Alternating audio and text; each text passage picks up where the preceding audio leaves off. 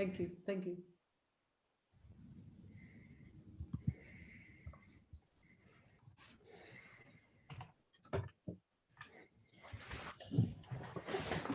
Hello.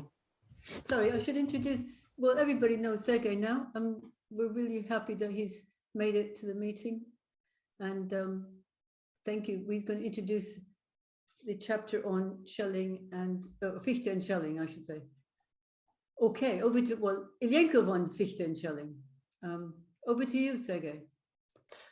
Hello, thank you for an invitation. So let me start my presentation for today.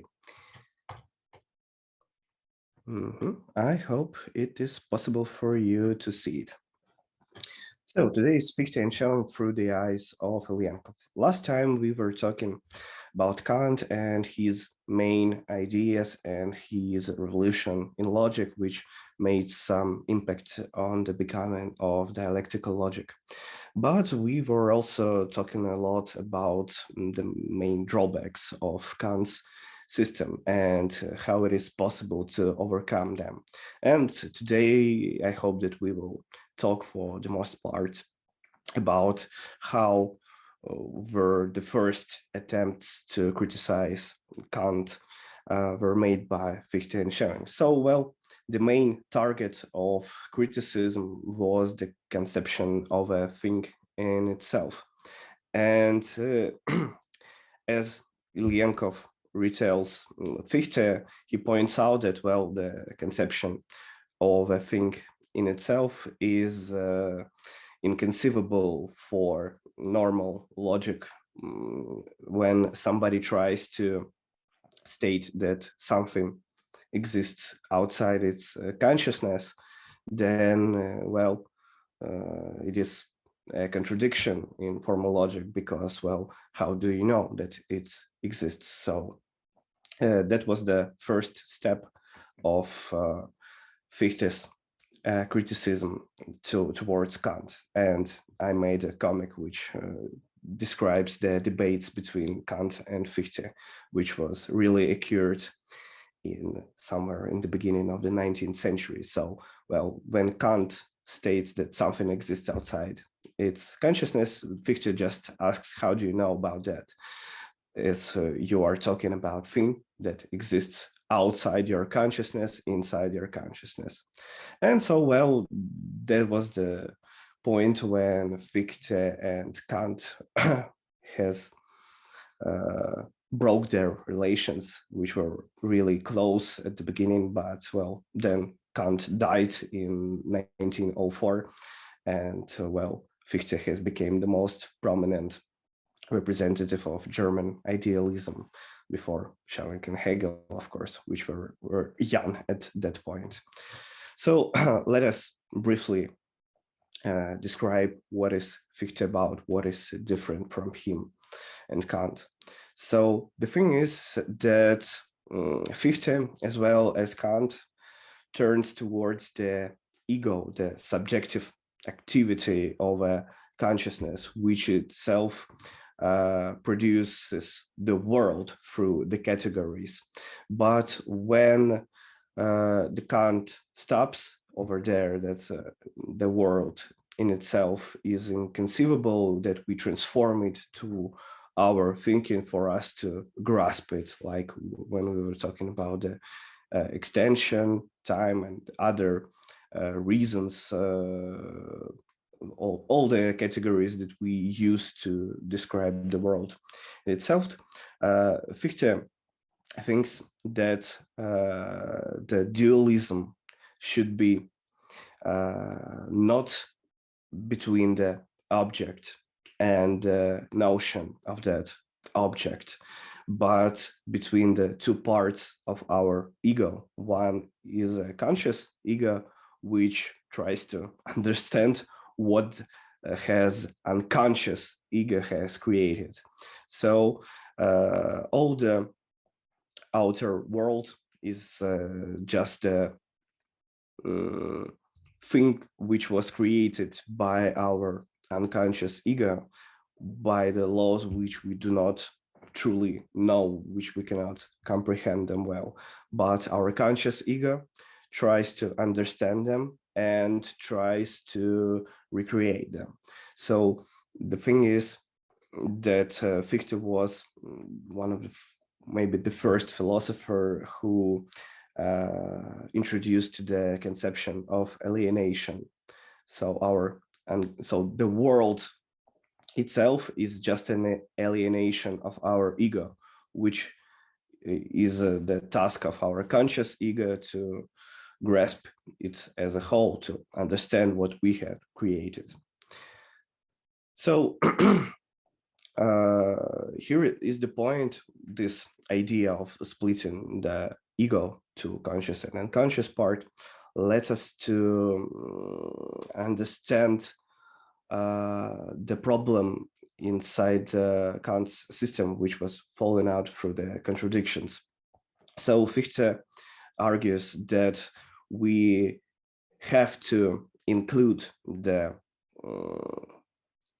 sensual feelings, that everything that we can observe and understand through our mind is not as some indifferent to our subjectivity or something that is just irrelevant to our mind, but well, it's the thing that was created by our mind. So when we meet something contradictive in outside world, then our mind has to not just to try to put it in some brackets of formal logic or to neglect it, but it has to understand its inner logic, the laws by which it was created. And Ilyenkov gives us a quote by Fichte commenting on Zena's paradox. So if we see that something really happens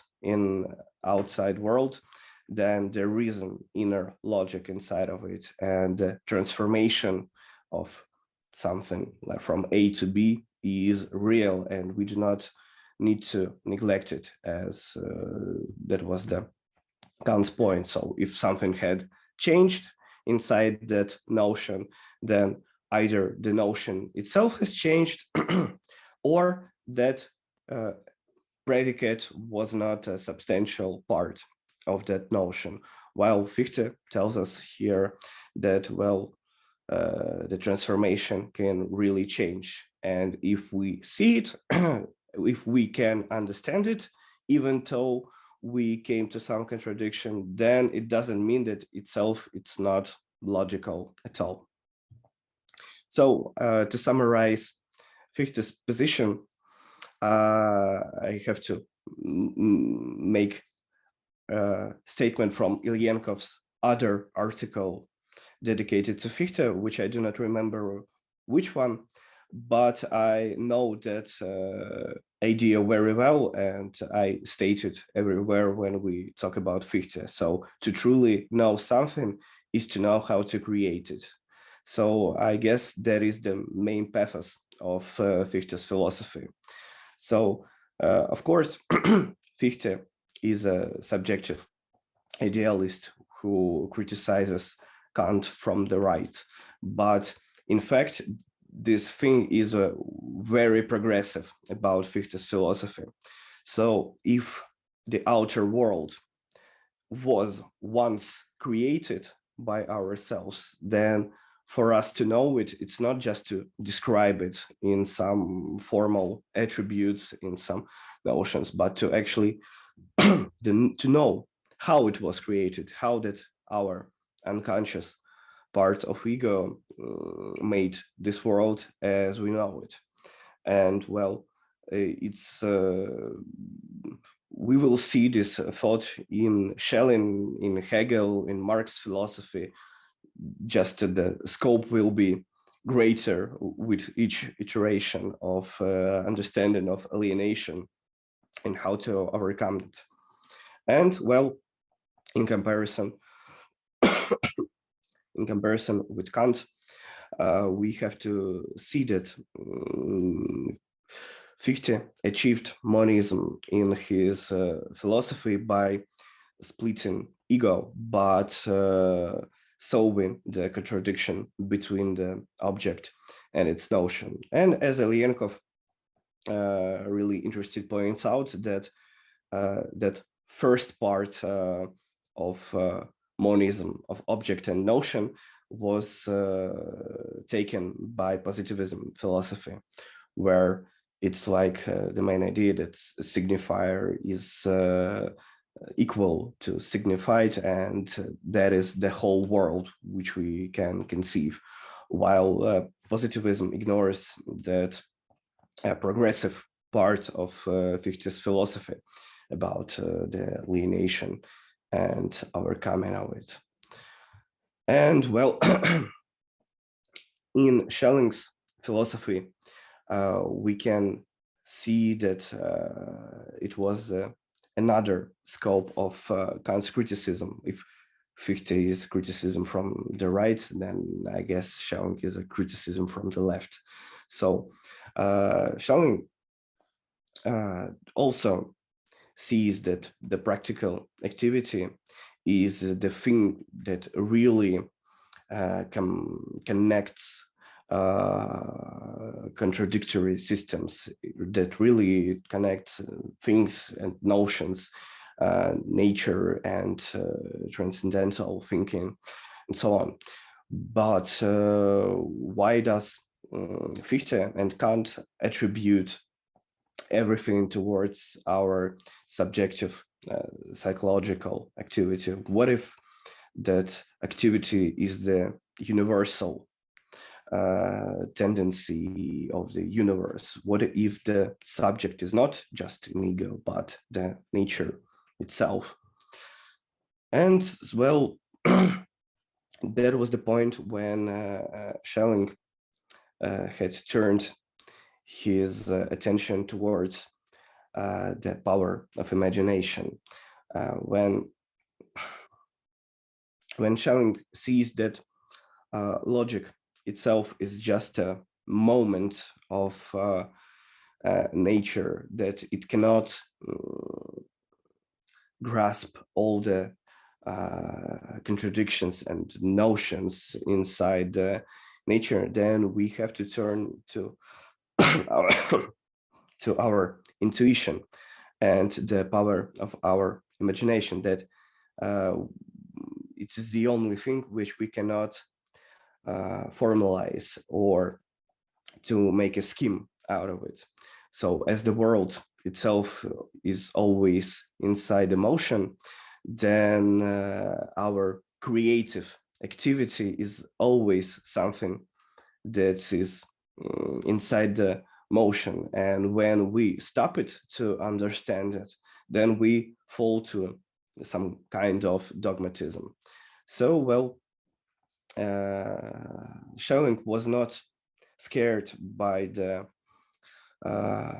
some irrational notions about logical contradictions, but instead of reforming the logic, he just neglects it in the favor of creativity and intuition or divination, revelation, and some other notions which were common for German Romanticism at that period.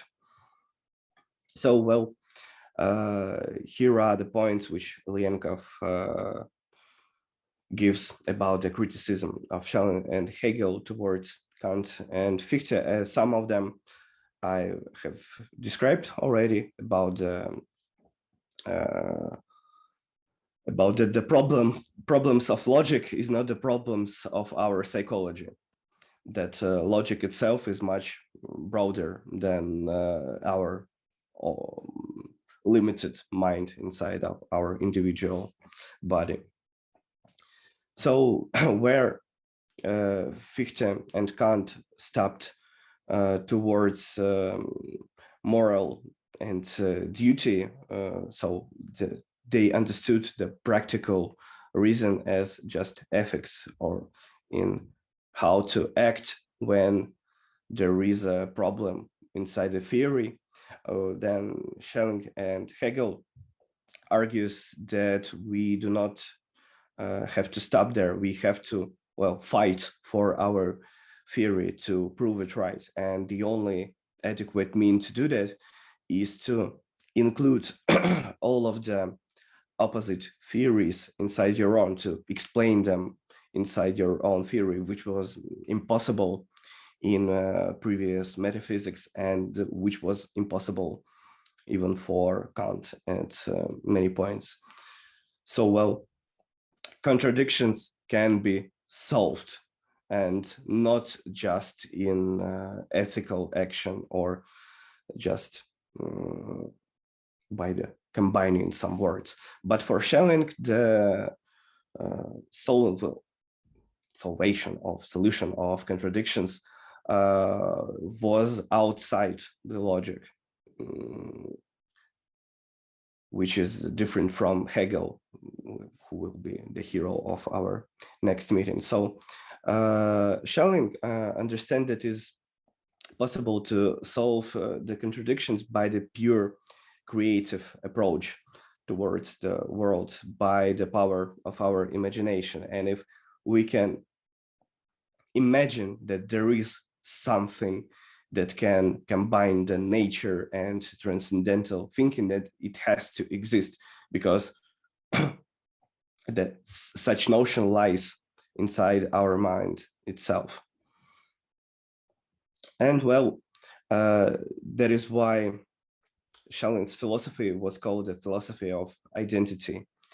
So, well, it's kind of ironic that Schelling has not found anything identical for nature and mind, but, well, he just believed that something like that should exist as some transcendental principle which connects these two separate things.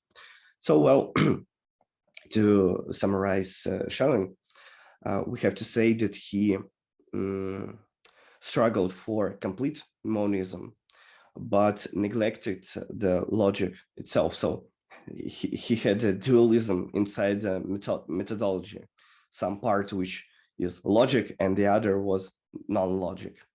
And well, it takes Hegel to actually reform the logic to account for everything that is illogical, irrational in outer worlds. So where Schelling just made some intuitions about nature, Hegel tried to turn nature into logic. That is why, well, Hegel is an absolute logic in philosophy, pan-logic.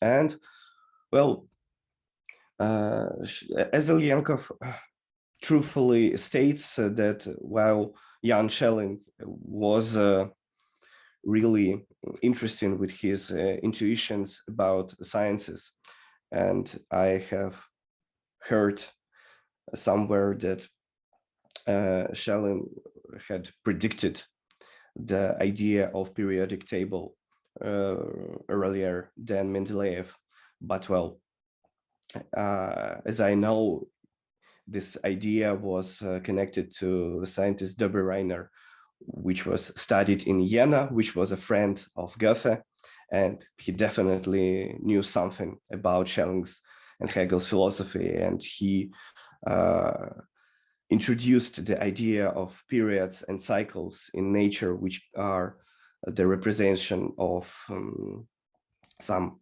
law of nature, that everything is connected to itself.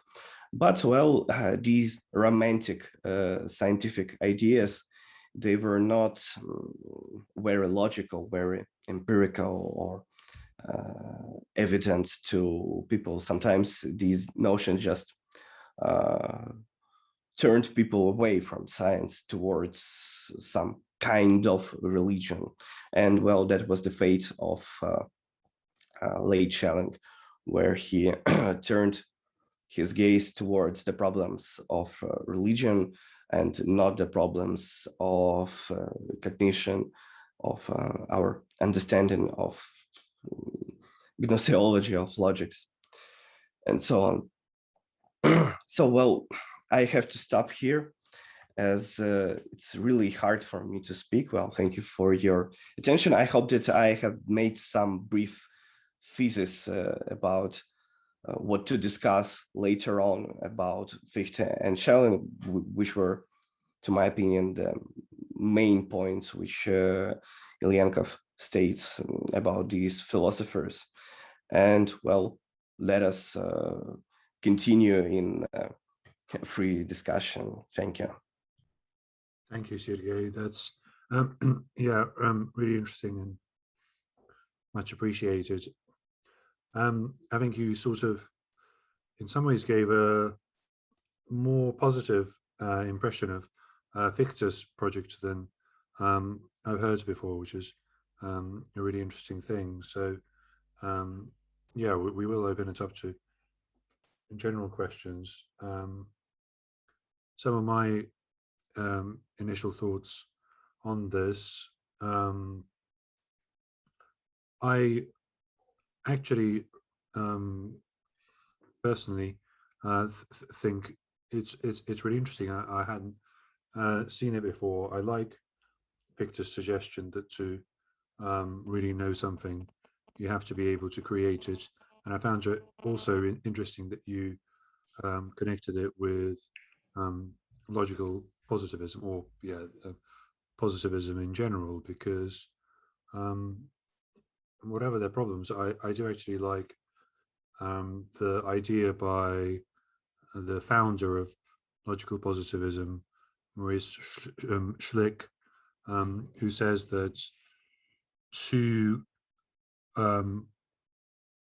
grasp something, to grasp the meaning of something, you have to master the method for producing that effect. So he views grasping meaning in terms of reproducing method, which to me seems pretty compatible with Marxist understandings. And yeah, so I think that's quite interesting, especially because obviously the other big hitters of logical positivism did actually use this for Marxism. It's interesting that for Neurath, it actually resulted in building social housing and stuff in Germany in terms of his activism. So that was one part. And the other part, which is related but different, is I really didn't think that Fichte was interested in alienation. So maybe you can say a bit more about how he would define it. Is he like closer to Rousseau in how he understands it? Because for me, Fichte is a theorist of the need for a police state and mass surveillance in terms of his politics. So yeah, I don't know if I'm misunderstanding that, or like how alienation fits in, or if I've misunderstood what's meant by alienation.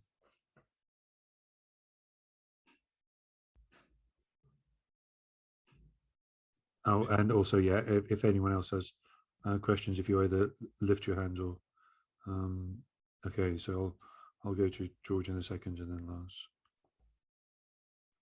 Yeah, I'm not sure if I'm on. Okay.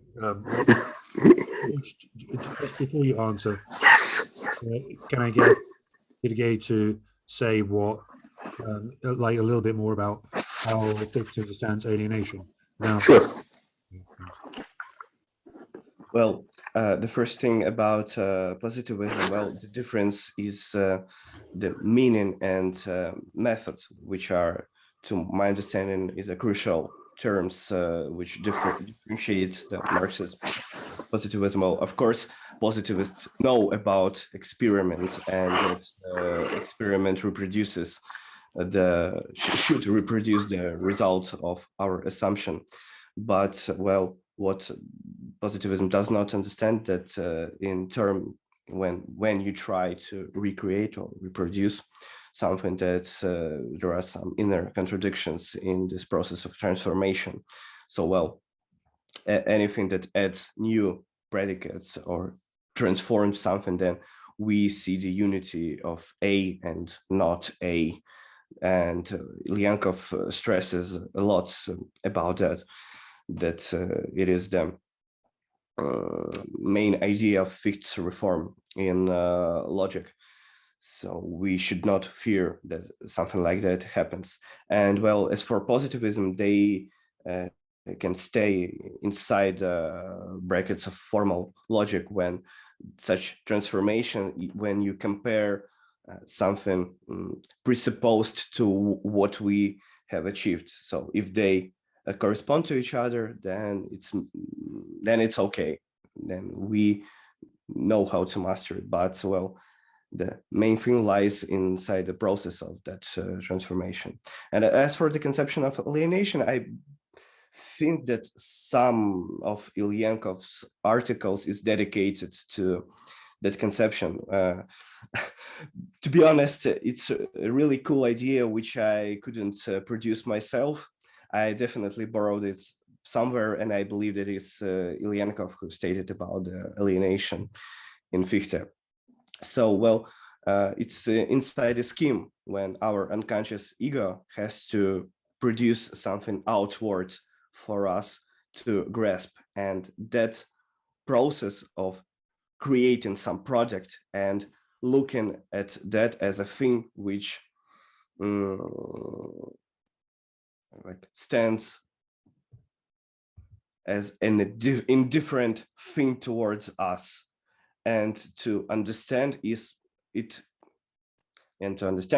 we have to grasp the idea how to create it, how it was created by ourselves, by our ego in the past. And to my opinion, it corresponds well to Marx's understanding of alienation, which of course is much more wider and interesting, and even towards Hegel. But well, that was the point when everything has started. So what is alienation? Is something that you had created, but now it stands as an independent product of your own will. It has its own laws and its own logic, which seems incomprehensible at first, and we have to do something to understand it. So, well, later on in Hegel, it will be much more clear to see the idea of alienation. And well, Fichte was the one who started it. And as for his political beliefs, well, who wasn't strange at that time with their ideas? I guess it's normal for some progressive ideas in logics to contradict with their political beliefs. So, like, come on, we can scrutinize Hegel by his progressive parts in methodology and his monarchist outlooks. Well, that is how I see this conception. Thanks a lot. 2 words about Fichte. Fichte is an interesting example of the thinker as a philosopher of freedom and a philosopher of police state.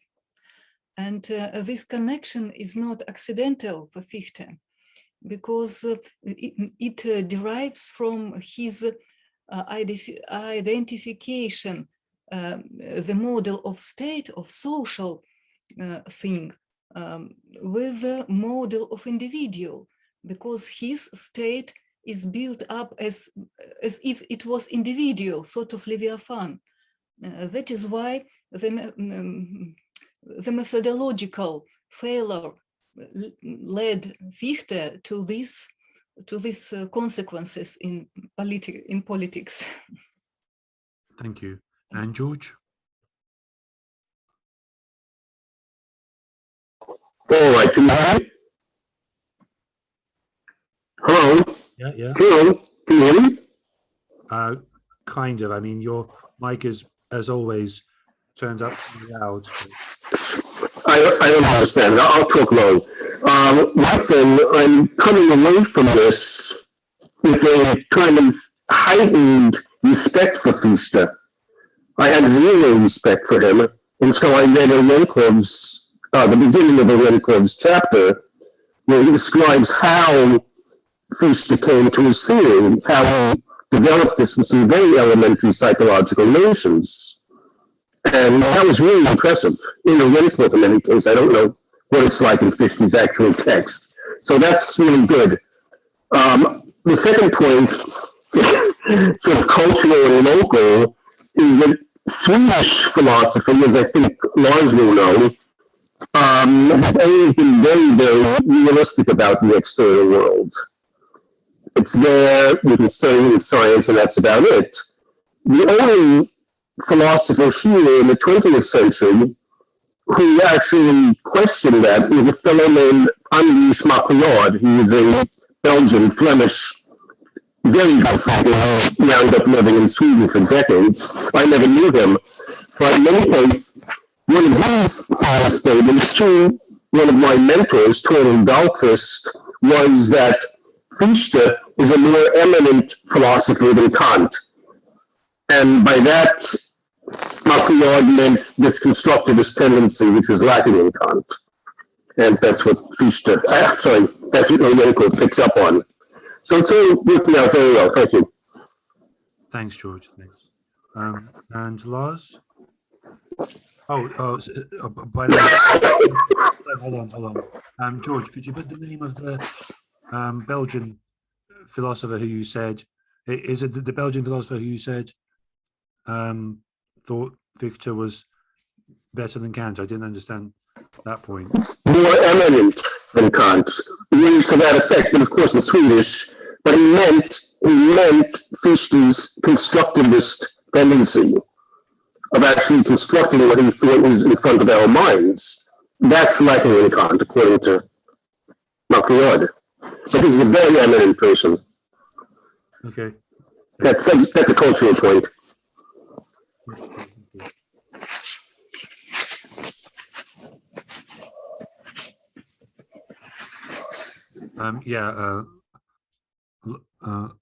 Lars, if you want to ask yours, then. Well, okay. It's a kind of specific question, you know. I was reading page 39 in the document with very great interest, and it says in the middle there that the identity of an object and its concepts is the initial principle of logic and logical thinking. And this comes back later on as the sign and the signifier is identical for each object. And I was wondering if this is if this was how Ilyenkov thought as well, you know, that the object and its concepts are sort of united, you know, and that begs the question then, how did they become united in the first place? So that's basically what I'm wondering about. Thanks. Yeah, that's interesting. Is there anything there, Sergei, that you can? I see that Olga wants first. Okay, Olga, go on. I think Ilyenkov was completely agreed with Hegel, and Hegel substantiates the very beginning of his logic with the argument that in the logic, the activity of thinking forms and their criticizing must be coincided. So logic is even maybe the only form where these things, the thinking and its object, are identical.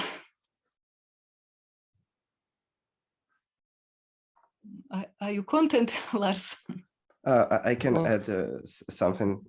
Well, the problem is, and for Hegel as well, that sometimes the object and its notion, and there is the problem with structuralism, that object and its notion are just two notions, because object itself is just a notion among the ocean. So that is the problem with the sign and signifier. And actually Hegel could not solve this problem.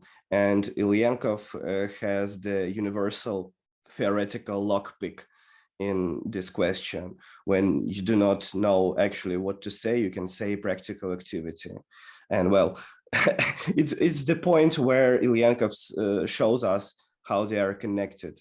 So the practical activity, by the transformation of real object, creates the notion of this object and the notion of object. And that is how the things are produced. When to Hegel, that was the question of how notions connect between each other. So, well, the nature itself for Hegel was just a notion, some place for a spirit to be, while to Ilyenkov, it's like a raw material to produce notions from by the means of our practical activity.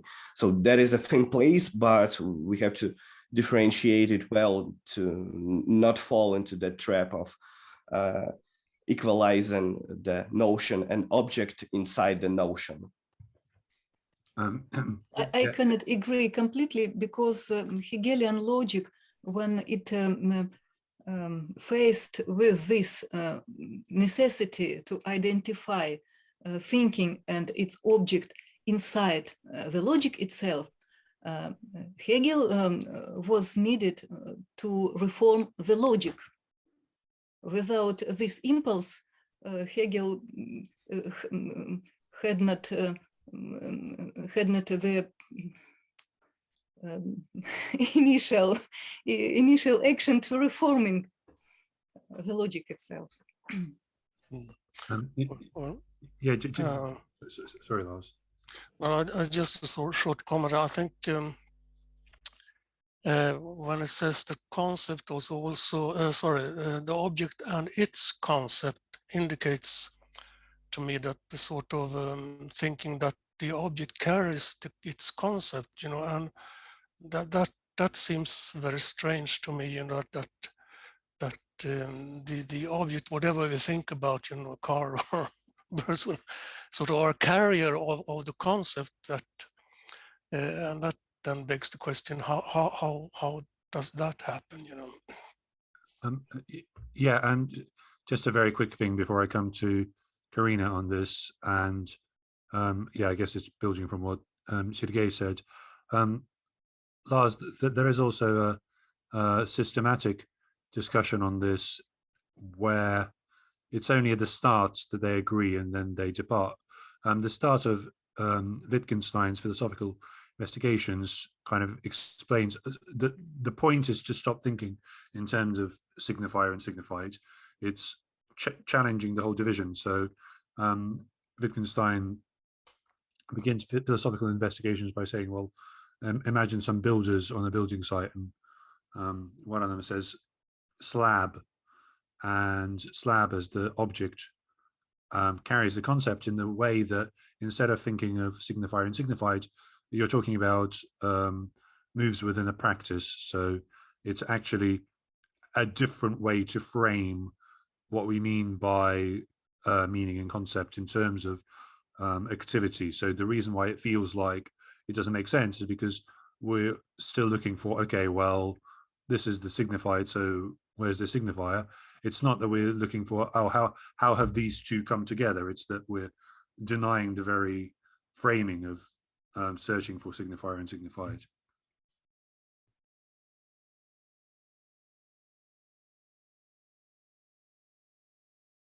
Sorry, and Karina. Oh, thank you, Phil. Thank you, Sergei, for working with a bad cold. There are obviously big contradictions in Fichte's thought, which is expressed by both Ralph and Kirill having a very negative view of him, which has reason, you know, there's reasons for that. But I'd like to relate it to Sergei's last session, because Fichte began as an enormous enthusiast for the French Revolution. In fact, he was persecuted somewhat for it. And looking at him against the background of German history, he went from being an incredible supporter of the French Revolution on the grounds of freedom, the freedom and the right. He said the masses have the right to challenge the constitutional order. And then later, when Napoleon defeated the Prussian forces, massive battle in 1806, he became an impassioned spokesperson for German anti-occupation, anti-French occupation, for German nationalism. So he went through this trajectory, like his contemporaries. I think his philosophy can't be disconnected from these enormous historical convulsions that he experienced. And he did die very young, quite young, by the way, with his wife caught an infection from looking after the troops in Berlin. So just as, and also Schelling is against that background to some extent. So I think there's that, and there's also the development of science, which Ilyenkov comments on, that Schelling was struggling within the confines. Well, he was very much greeted as being proved by the scientific discoveries of his time. So there was this background to their thought, and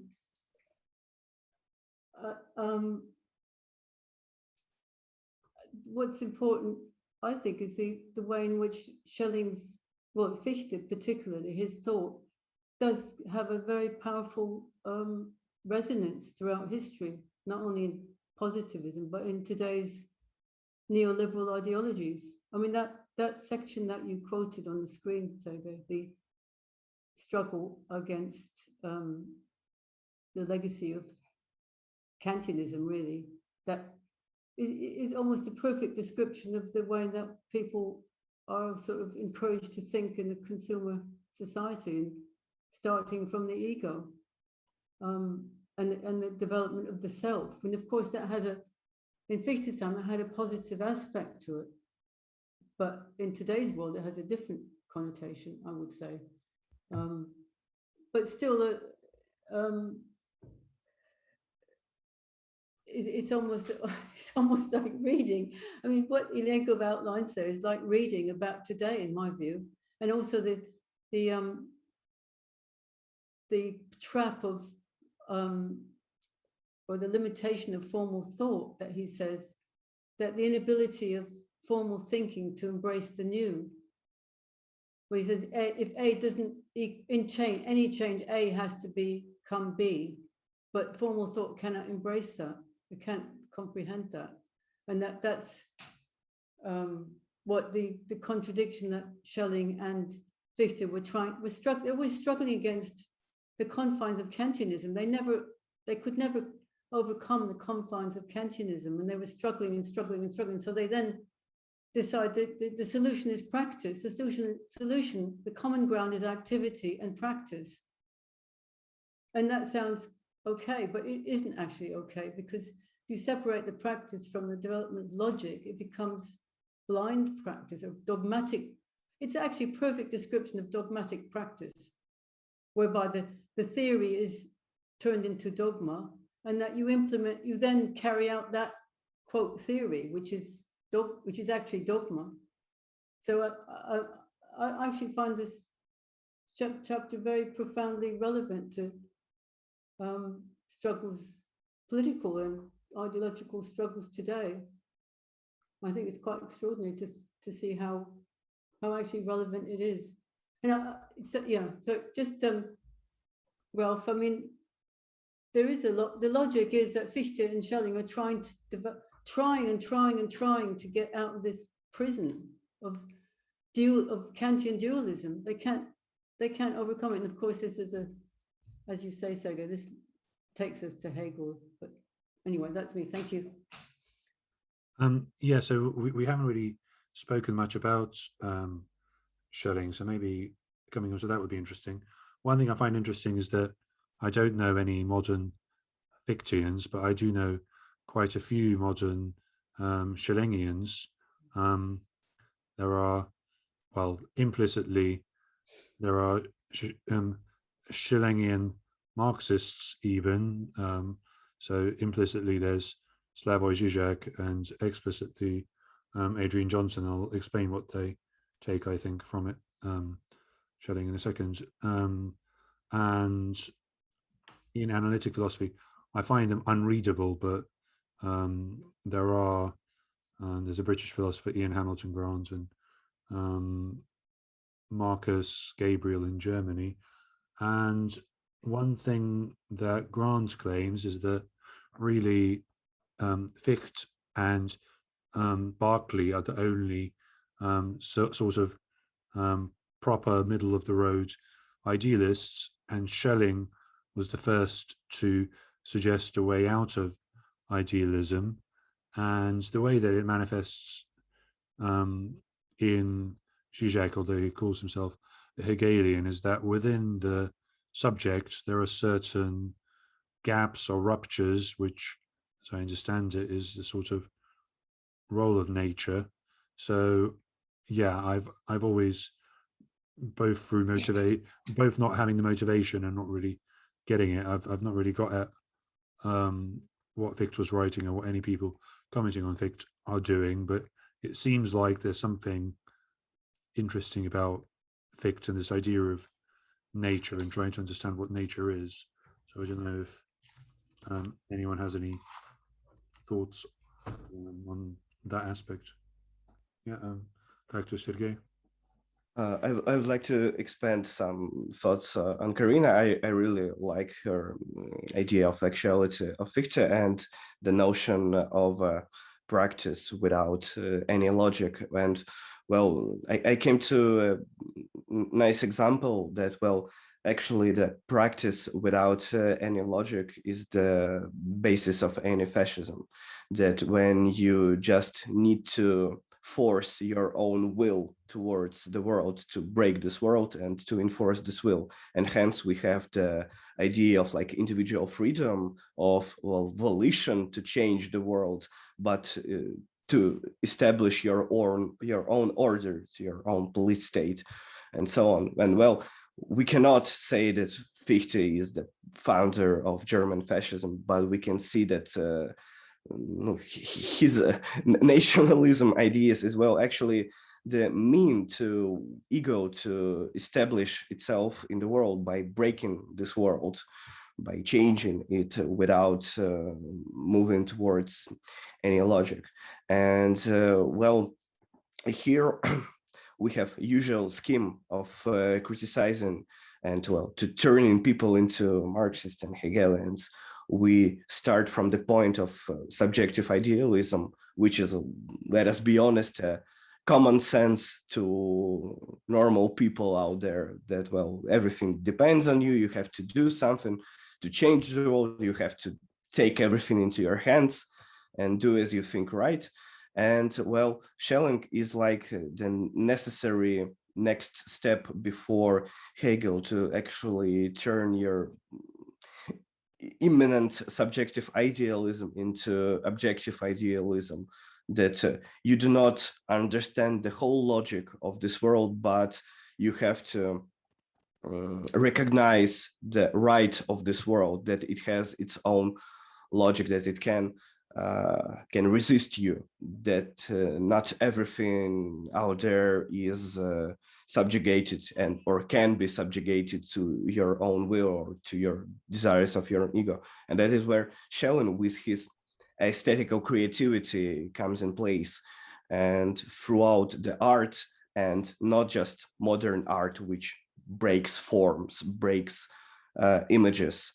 And as we know, Ilyenkov and his friend Lifshitz hated that kind of art, which was the pure ego in creativity. Schelling actually was living in the best period of classical art and Romanticism, when you have to describe nature, and through nature you can show the gamma of people's feelings. And, well, it is the mandatory step to understand, to see the beauty in the world, not just in yourself, in your own subjectivity, in your act, but to see how everything is combined into one system, in that monistic system. And even though you do not understand it completely, well, you can express yourself not by your own merits, how do you think it will be fair, but according to the laws of that nature, of that system of the universe itself, and how everything is interconnected and is always in motion. And well, the next step after Schelling is obviously Hegel, when you start seeing logic in everything that is going on. Thanks. Yeah, that's definitely really interesting. And yeah, you highlighted. I really like, Karina, your point that our ideology within capitalism is this idea of self-creation, and of course, as with Fichte, sustaining it requires a sort of police state.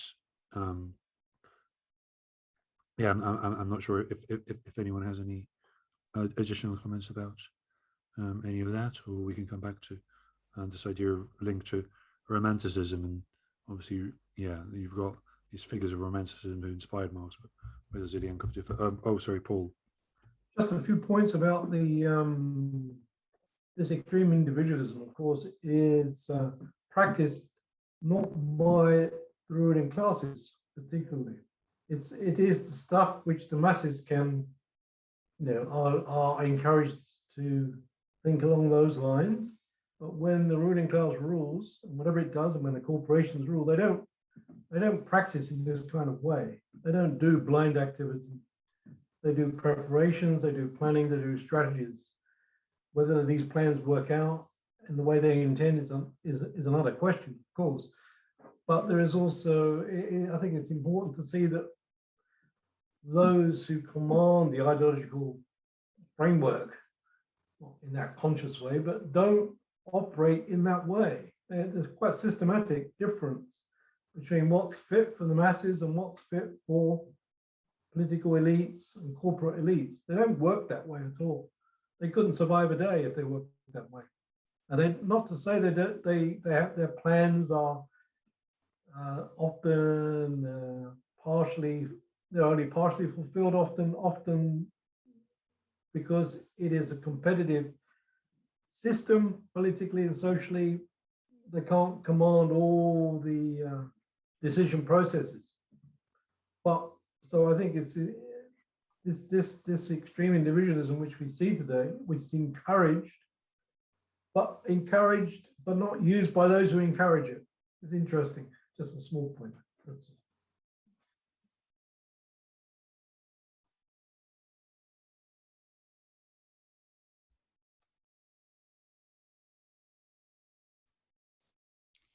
Maybe it is worthy to make a small accent that may be connected with Ralph Domain's question about logic. In this chapter, the speech is about substantiation of logic. And is logic possible, logic of such kind possible that may substantiate equal relations between cognizing subject and its subject matter, his subject matter.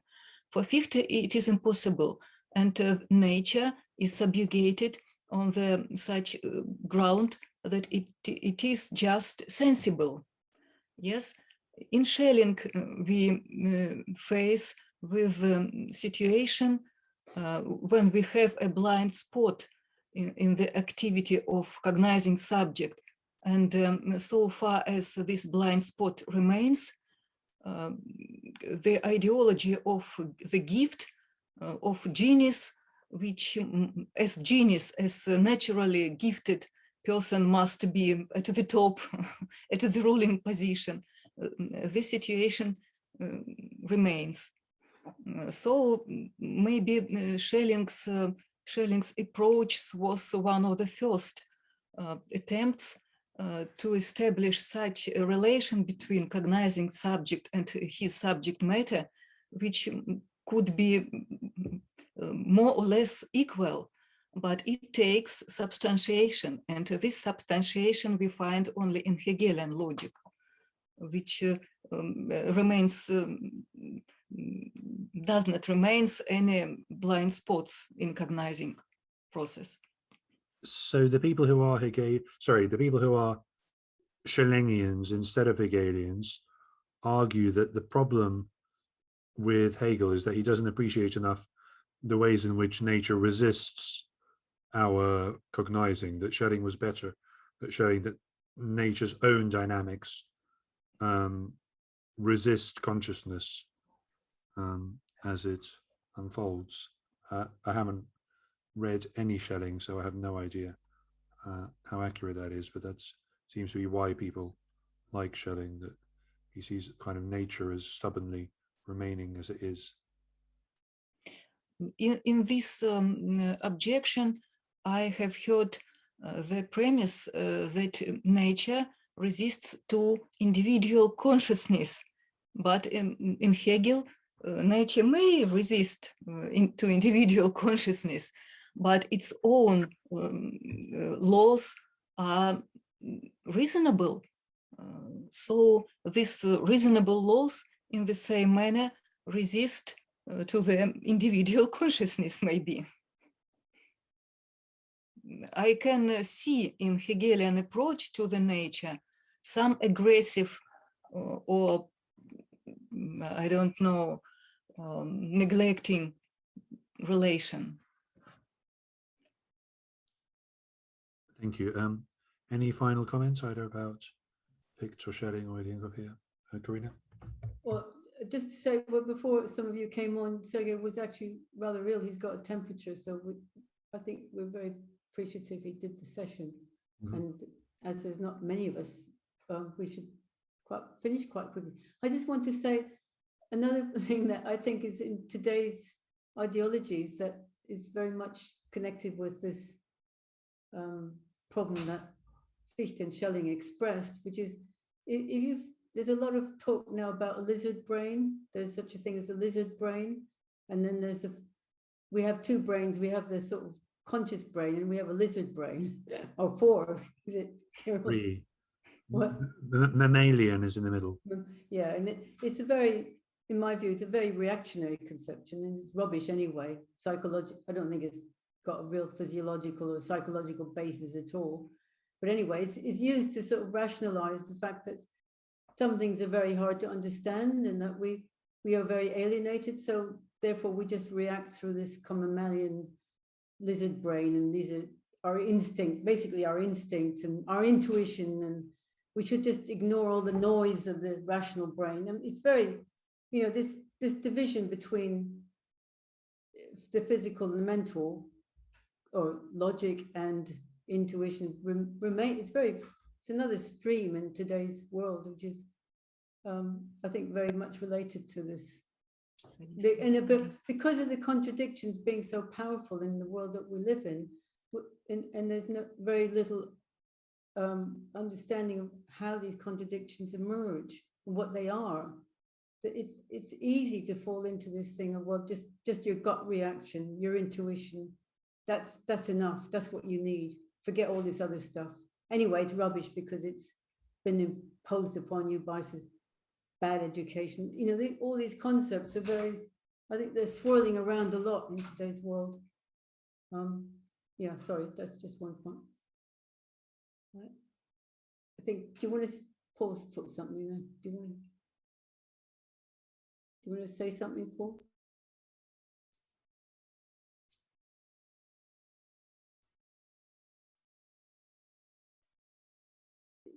Carol, I think you've got to read this out. Oh, all right. So I can read my own. Is that just, it's there. Why do I have to read it out? Sorry, I keep losing my video. Okay, the world. I'm back. Never all went away. I think we need to, the Gramscian view of capitalism doesn't rule by force, and by force alone anyway, and on a day-to-day basis rules in a more ideological fashion, which we see. I think a study of this, hegemonic projects that they pursue is very important for us. and for everybody involved in trying to change things politically. How this process works, or how we can create a counter hegemony, but there's a general political point, that was all. Great, thanks. Any final thoughts before we wrap it up then? Okay, great. Yeah, back to Karina. Okay, thank you, Carol. I think we were going to have the next session with Olga introducing. Is that right, Olga? Yes, I am ready when you will say. Okay, we'll set a date in November. Maybe in October we have 2 weeks. This Thursday will be 28th of October. So, what you mean? You'd like to have it in 2 weeks? If you want, if you don't want, I may later. What do others think about that? 2 weeks at the right time, or should we try and make it a bit later? Weeks is okay for me, at least. I lose my thinking between if it becomes too long. Yeah, I agree with you. And also, this follows directly on the chapters there's a logic in the chapter. Paul thinks early November. Okay. Should we say that? What do you think, Olga? Should we say the 4th of November? 4th of November. 3 weeks from now. Just a minute. Will it be Thursday? Yes. Mhm. Yes. Let it be. Okay. Okay. I'm not sure why we've lost a few people from the last session. It's a shame. Anyway, there are conferences in the chat box. We will get Sergei's details of the one in University of Ukraine. Fichte is not popular. Oh dear, he's got a bad reputation. He had a hard life, that Fichte. His name like sounds like a Fichte. swear word. Yes. Well, he was anyway, I won't say anymore. Okay, so any other points anybody wants to raise? Marcelo, did you want to say anything? Because you've been very quiet. Very tired today, so I'm just Very listening. tired, okay. I did send a message earlier today about the website, so if anybody wants to share anything on our website, we're trying to update it now. And then we can be thinking also about the future after Olga's presentation, coming up to the end of the year. And also we haven't really thought again about our possible conference. It's just one date I wanted to flag up, which is a long way away, but it will be Ilyenkov's centenary in 2024 of his birth. So there's something to think about, I think. It's an important date. Okay, so we think about that one. And also that I let people know there's a translation being prepared of the little book that I wrote into Spanish. So if anybody knows about Spanish language or Spanish reception of Ilyenkov, please send the information so we can include it in the book. Okay, that's it, I think. Till next time. Thank you. Goodbye. Bye.